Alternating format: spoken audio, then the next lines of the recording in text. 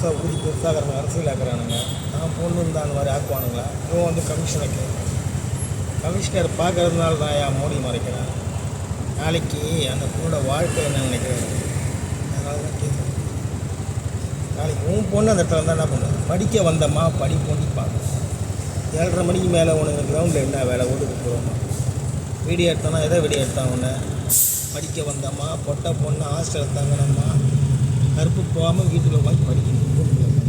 இதுக்கு தான் உன்னை கஷ்டப்பட்டு படிக்க வைக்கிறாங்க.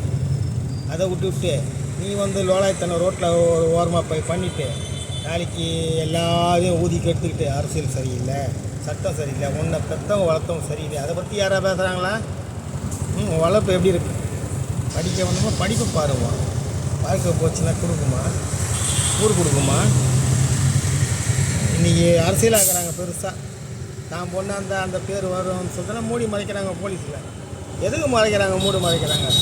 அவங்க சுய லாபத்துக்கு பண்ணுறாங்களா? போலீஸே குறை சொல்கிறீங்க. போலீஸ்னால் மைத்தடி பார்க்குமா? ஒரு படிக்கிற சட்டத்துக்குள்ளே போய் காலேஜுக்குள்ளே போய் போலீஸ் போகுமா? போய் அந்த எக்ஸர்விஸ்மனுக்கு பனிஷ்மெண்ட் இல்லையா? அவனை கேளியா? அவன் தானே செக்யூரிட்டி. அதுக்கு எல்லாத்துக்கும் போலீஸ் வந்த நாட்டில் எதை தான் பார்க்குறது? உங்கள் ஆட்சியில் பண்ணாத மாதிரி பேசுகிறீங்க. நடந்துச்சு, பெரிய குற்றமாயிடுச்சு. சம்மந்தப்பட்டவங்க கையை காலை உடச்சி ரிமாண்ட் பண்ணிட்டாங்க. அப்புறம் தான் உனக்கு வேணும்? ரொம்ப ஊதி பெருசாக்குறீங்க. உன் பொண்ணுக்கு அந்த இடத்துல தான் நிலம்புது. அதை கேள்வி கேட்டியாடா? யாராவது ஒருத்தர் கேள்வி கேட்டீங்க?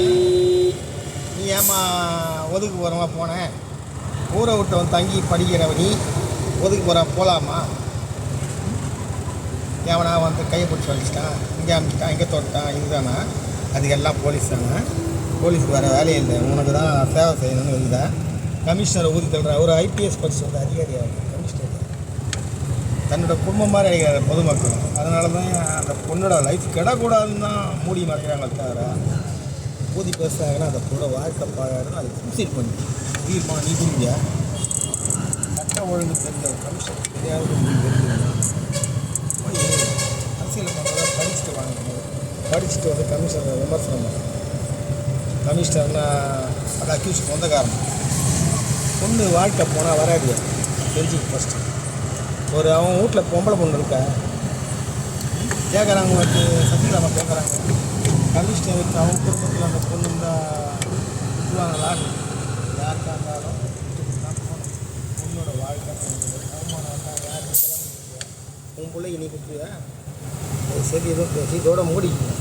எல்லாம் ஊதி பெருசாக உன் வீட்டு பொண்ணு எடுத்து வைக்கணும். அந்த மாதிரி பெருசாக இருக்குது. அந்த பொண்ணோட வாழ்க்கை போய்டும். அந்த பெற்றவங்க என்ன பண்ணுவாங்க? குடும்பத்தை தற்கொலை பண்ணிக்கலாமா? இந்த அரசியல் காலி பண்ணணும்.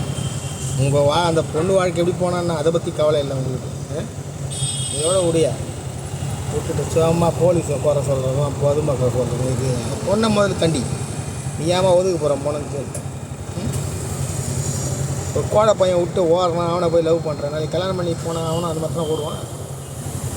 இதை போய் பெருசாக கம்ப்ளைண்ட் கொடுக்கல. நீ பண்ண தப்பு. படிக்க வந்தம்மா ரூமில் 6 மணிக்கு மேலே போகக்கூடாதுன்னு ஒரு காலத்தில் பெரிய முன்னோர்கள் சொல்லியிருக்காங்க. 7:30 மணி 8 மணிக்கு மேலே அவனுக்கு கிரவுண்டில் என்ன வேலை? அப்புறம் சார் ஃபோன் வந்துச்சு, இந்த கால் வந்துச்சு, அந்த கால் வந்துச்சு. நீ பண்ணதெல்லாம் நல்லது. உனக்கு போலீஸ் வந்து தான் படம் பிடிக்கணும்.